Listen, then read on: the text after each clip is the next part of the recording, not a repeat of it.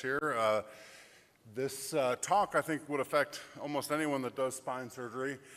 In the time I have available, I'm going to give a brief introduction. I think everyone here is familiar with this disease state and its effects on spine care, and I'd like to focus on the imaging, diagnostic, and intervention implications of bone loss.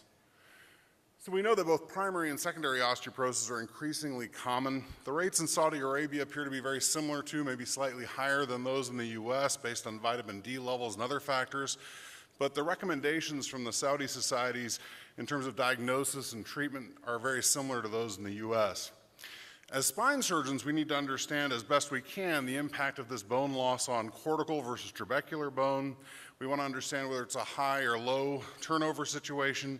And critically, we want to be able to identify those cases of bone loss that are due to secondary causes, medications, or other things.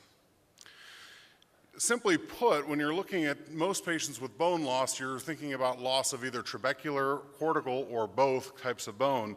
And obviously, trabecular bone in the majority of cases is lost first, which will have implications on anterior fixation versus posterior fixation. We know that the bone loss can have a number of effects, from low energy fractures to increased blood loss at the time of surgery, but our focus here is on fixation failure. There are thousands of papers looking at fixation failure in osteoporotic patients, and some of them are very good studies, but they are limited in that the majority are just looking at straight pull-out of one construct or another, or typically a single bone anchor or another. What we don't have as much data on are complex multi-fixation constructs. We don't have much data on the effects of revascularization and muscle forces, and critically, the fatigue loading or the ability of that construct to hold up over time. As we think about bone loss conditions, we often fail to consider the impact of osteoporosis states on the soft tissues. We know that the relationship between bone loss and the strength of the fixation of the muscles and ligaments to that bone is linearly related, and failing to recognize that will have a number of implications. But you can see in the part of the picture on the right here, most patients with a significant thoracic kyphosis get that kyphosis without any real fractures. It's simply gradual laxity of the ligaments in the area with this collapse. We know that patients that are osteoporotic are at higher risk for spondylolisthesis, both as a primary problem and adjacent to surgeries that have been performed. The fusion rates in osteoporotic patients are controversial, but we know that even if they do heal, they tend to do so much more slowly, and the fusion mass tends to be much weaker as the primary bone is. And so you need to be very careful about implant removal in these patients. The fusion mass can gradually stretch, and it can also fracture. But let's go back to the fixation itself. We know that when we're putting the screws in, that the sense of torque or the amount of strength it takes to put the screw in is actually linearly related to the holding power of that screw. And that's because that insertion torque is related to bone mineral density, which is really the best predictor of the holding power of any anchor in the spine, whether it's wires, hooks, or screws.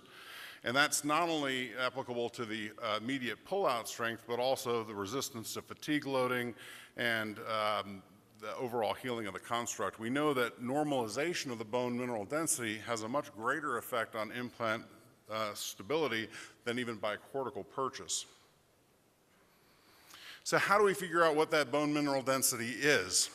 The DEXA scan tends to be the workhorse here and is a great screening test for at-risk patients, but it's an aerial bone density, and by that, you're really putting a lot of anatomic elements into the same window of scan. And so you can see here a patient with calcification of the abdominal aorta, spinal deformity, and significant sclerosis within their osteophytes, which may give you a false picture of the quality of their actual bone. Another thing that we tend to think of is the patient either has good bone or bad bone, and that's not particularly helpful for spine surgery. You need to get a sense of whether the bone is very weak or weak enough to obviate anterior column fixation, but not yet to affect posterior column fixation. Certainly those patients who have a Z-score less than -2 should be worked up for those secondary causes of osteoporosis. We don't typically look too closely at the Z-score. I would also argue that in the spine, the DEXA value at the femoral neck is much more helpful than the spine value itself, given that these patients are by definition patients with degenerative spine conditions and osteophytes. Looking more closely at the anatomy of the spine in a given patient has been done for years. This is a study from 1991 looking at the Decay Index, and we know at the lowest level, these patients that have significant loss of their vertical and horizontal trabeculae will be at high risk for spontaneous fracture. We know that simple pedicle screws won't hold in those patients, but frankly, even those patients who just have relative prominence of their vertical trabeculae and loss of the horizontal trabeculae will have significant challenges in terms of obtaining solid anterior fixation or bearing load through a strut graft. What's been used increasingly is plain CT scanning, either of the spine or using CTs obtained opportunistically elsewhere. You can select a portion of the bone and calculate the Hounsfield units within that part of the bone, and we know that in a given level of the vertebral body, the actual density of the bone will vary significantly, with obviously better bone density just under the end plates. You can take that a little further. We know that once the Hounsfield units are less than 100, that's going to challenge fixation. And you can actually take your CT scan and you can set a filter or a threshold level for Hounsfield units and basically pick your selection or pick your anchor points accordingly. So how about interventions? Now we have some ways of picking our anchor points, but what should we really be doing with these patients that have osteoporosis? There's really a few options.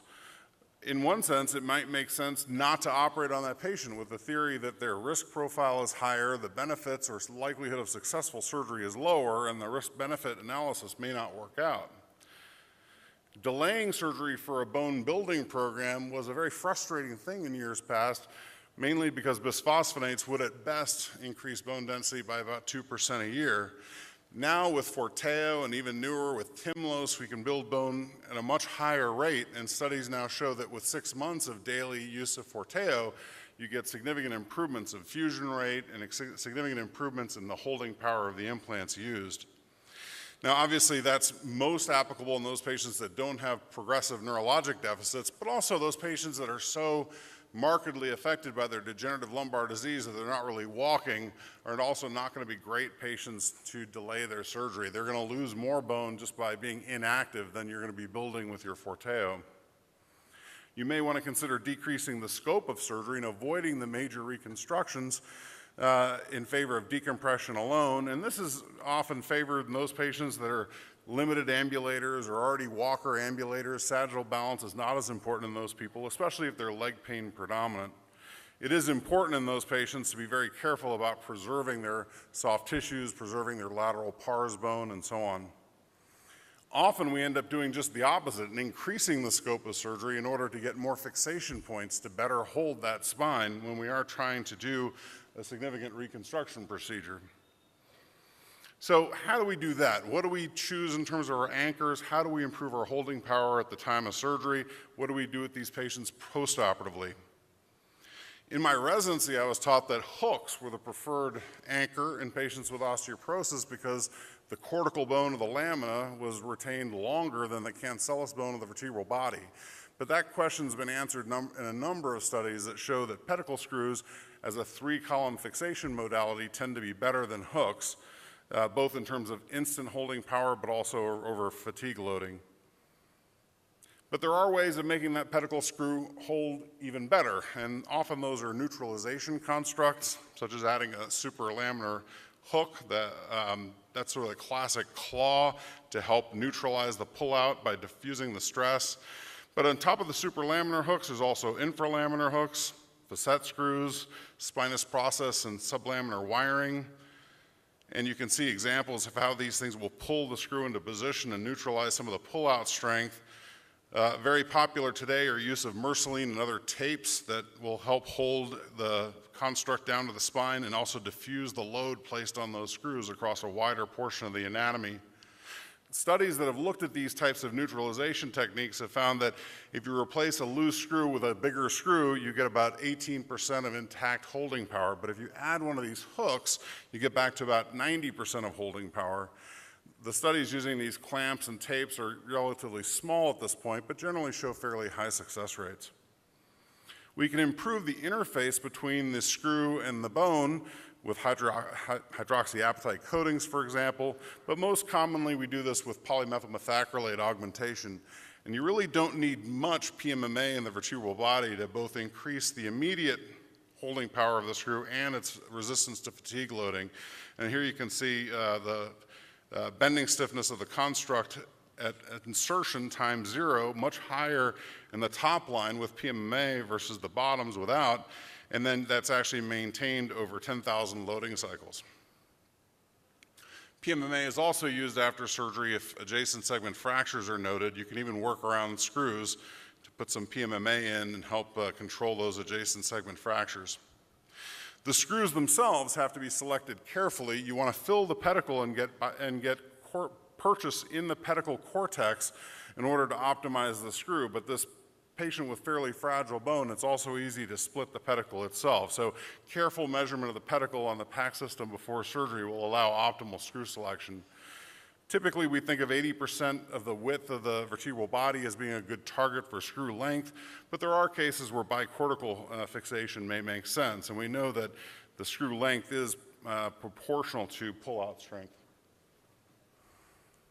We want to triangulate our screws and avoid 4-bar linkage or parallelogram type constructs.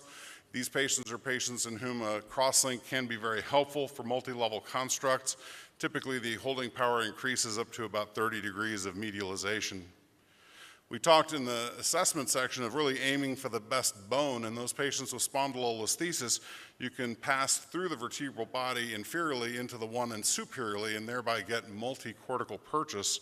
Again, aiming for the subchondral bone plate is a good way of improving holding power rather than mid-vertebral body. In the States today, there's a lot of thought about this cortical screw trajectory, which is helpful in that it limits the lateral dissection needed when you're putting these screws in, and you are putting the screws into cortical over trabecular bone. And the initial biomechanical studies are promising, but again, they're mainly just pull-out studies. I've had to revise a number of these surgeries based on the absence of good holding power, but probably the most common thing is a cortical trajectory is used not only in the lumbar spine, but also in the sacrum, where it has essentially no real holding power. We know that caudal fixation is critically important in these patients. The sacrum is often essentially empty laterally, and so not only do you have all the peak loading of an end level, but you also have relatively poor bone into which to place your screw. At the very least, you'd want to consider a screw that aims for the promontory, but bicortical purchase is common, and then some sort of a neutralization technique is also considered. But in most cases with those long fusions in osteoporotic bone, you're looking more at pelvic fixation or iliac screws, and sometimes, as in this case, even dual iliac screws at each level. You tend to want to avoid things that are going to put a lot of preload on your construct, like bending, like persuaders. These should be done rarely, if at all, in this particular patient population. You want to make sure you have a number of fixation points well distributed across the spine. Avoid small struts. You want to get good end plate coverage. Those small struts will tend to collapse into the bone. So these wider cages tend to hold better in osteoporotic patients, although even these do tend to subside. Adding anterior column stability in burst fractures with PMMA can be helpful. Considering at the time of surgery that there's a race between the loss of your holding power and the biology of healing is important, and so appropriate grafting is very helpful in these patients, as is meticulous soft tissue technique.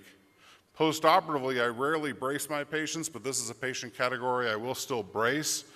Activity restrictions are very important. While walking doesn't put significant stress through your construct, lifting weight from the ground and heavy objects over the head does.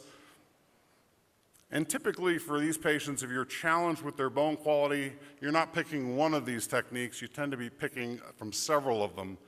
There's a study by Tan and others that looked at this, and they found that while adding PMMA to your screw was the single best way of improving your holding power, using a combination of these techniques was more powerful still. So in conclusion, we know that osteoporosis and other bone loss conditions are common and are increasingly common with our aging population. As spine surgeons, we need to screen our patients effectively. We shouldn't be surprised by their bone quality in elective surgeries. We need to make sure that if there's an underlying bone leaching disease they have, that should be treated, and we should adjust our surgical plan according to their needs. Thank you.